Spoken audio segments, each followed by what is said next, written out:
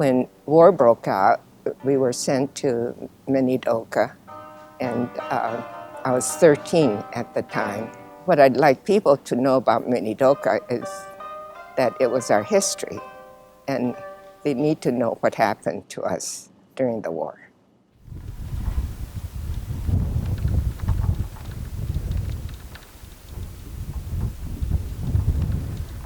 My life is full of ironies. I mean, how many people do you know that were born in a U.S. concentration camp in the United States? At 5 years old, I started my schooling. I learned to put my hand over my heart and pledge allegiance to the American flag with liberty and justice for all. Wow, isn't that amazing that I learned, for liberty and justice for all when I was a 5-year-old prisoner behind the barbed wire fences of American concentration camp. How many people have already been to Minidoka once? Well, thank you for coming on my tour. These are the train tracks. Do any of you remember who were at Minidoka? Do you remember being on the train? Do you?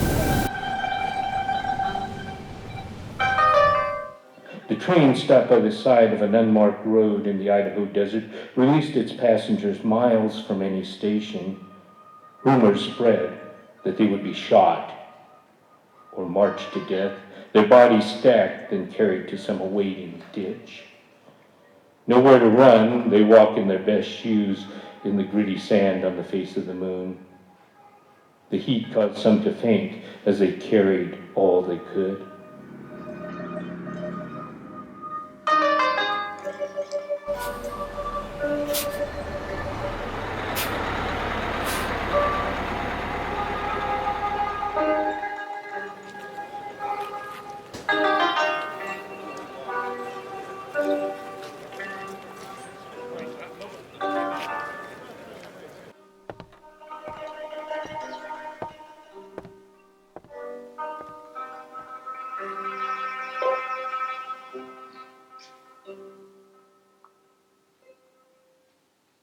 And this is the official entrance into camp, crossing the bridge.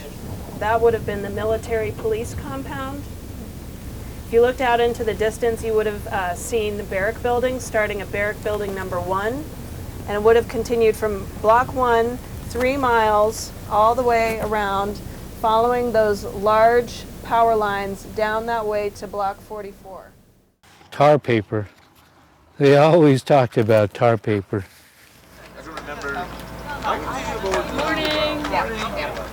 So the guard tower would have been rising up right here. And then you would have seen the military police building, which is that first stone building. And that's where the military police guards would have checked all of your identification to make sure that you're okay. You started from the corner. You went 1, 2, 3 cots with a straw mattress, and then one bed here and one bed on that side.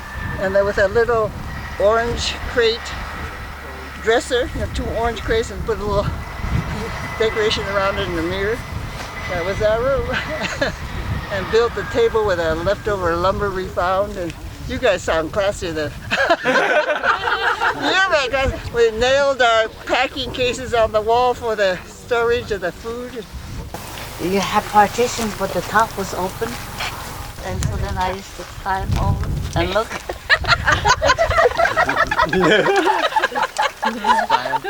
That was bad. Have we talked about the chamber pots yet?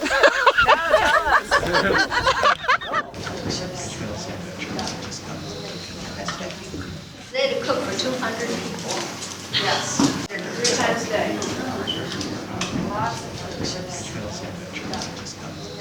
I thought, oh, Vienna sausage. And so I actually bought some and I tried it. It is horrible. And then this is the root cellar from World War II. And this was constructed by the incarcerees when they were at camp. And this was a rock garden by the famous Fujitaro Kubota from Seattle, who made Kubota gardens. And when he was in camp, he made a garden in front of Block 26, and it just fell into disrepair. And years later, it was excavated. It was almost like an archaeological dig. His dad, Paul's dad, created this garden in camp. His dad's prized possession. He had worked for 3 years on this garden, collecting these rocks, tending everything.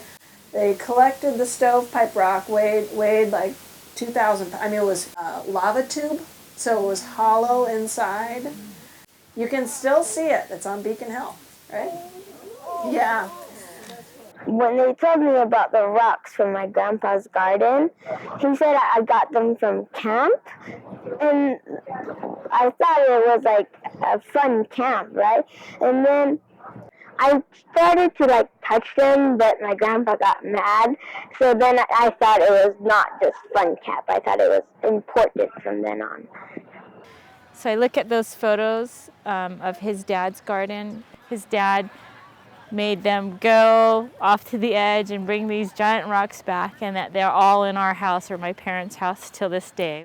I think I didn't realize how important they were.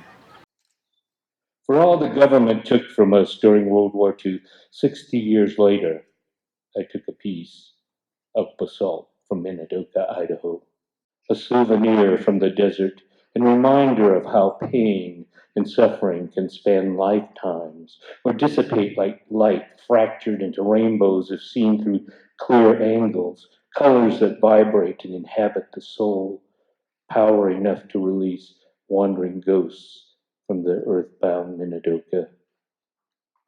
For all the government took from us, I took a rock and left a crystal in its place. As you drove into camp, the first thing you would have seen was that honor roll that listed about 1,000 names of the young men serving in the military from Minidoka or associated with Minidoka, showing all of our young men who are serving in the military despite us being confined here. There's a Hashiguchi up there. There's one. That's my uncle. Okay. So every single person over the age of 17 at Minidoka and all of the other camps, they were given a questionnaire. And there were 2 key questions. Will you serve in the military for the United States? The second one was, will you forswear your allegiance to Japan? For somebody who's born in the United States, what allegiance to Japan? For the Issei, who were Japanese citizens, they were not allowed to become naturalized U.S. citizens. And so anybody who answered no to either one of those questions was plucked out of their camp, wherever they were, put on a train and sent to Tule Lake. And Tule Lake became the segregation center for all the people who were so-called disloyals.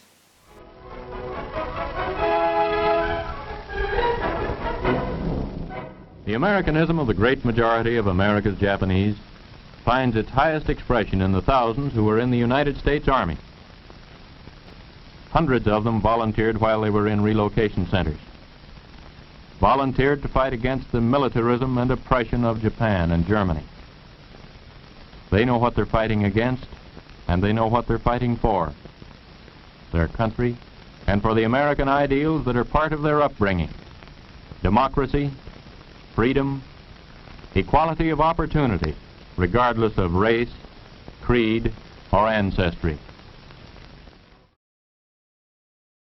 One of the things about Minidoka was it did have the largest number of volunteers. So that kind of earned it a place of honor in some people's minds. Ultimately, over 1,000 people from Minidoka served in the military. 500 proud members of the 442nd Infantry Regiment, mostly American-born Japanese, brings down Constitution Avenue in Washington for another ceremony in their honor. You fought not only the enemy, but you fought prejudice, and you won. On the news of the 442nd rescuing the lost battalion over in France and that kind of stuff, that was well publicized, and people started to understand that this was these are Americans. You can see all these pictures that I think of the stories often of the 442, the lives that were lost. Sons died without having the chance to have children or grandchildren. These men died with their parents behind barbed wire. They died without knowing what would become of their families, their parents, their siblings. And then after the war, the government chopped up the land into lottery pieces and lotteried off the land to returning veterans. And only white veterans got the land.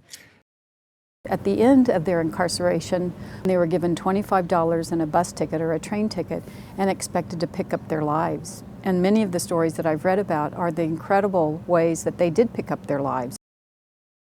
Well, I think it's important to recall the entire camp experience, what happened to the Japanese Americans, because it's still likely to happen again to other minority groups. So the government has a very, very short memory, despite the fact, that it was only a few years ago that they apologized for what they did to the Japanese Americans. And then they turn around and seem to be quite willing, as though it were an original idea, to do the same thing to Middle Easterners. But I did not realize until much later in my life the anger, the stigma, how deep this was, and how disappointed it made them, and how it made them feel ashamed, and how they were not given due process. Look, this has happened, it could happen again, and it shouldn't happen. Look, remembering is absolutely critical. We must be the nation's conscience. We must be among those who will stand up now when few stood up for Japanese Americans decades ago. If people could really absorb those lessons of civil liberties and civil rights, I think that would make our world a better place.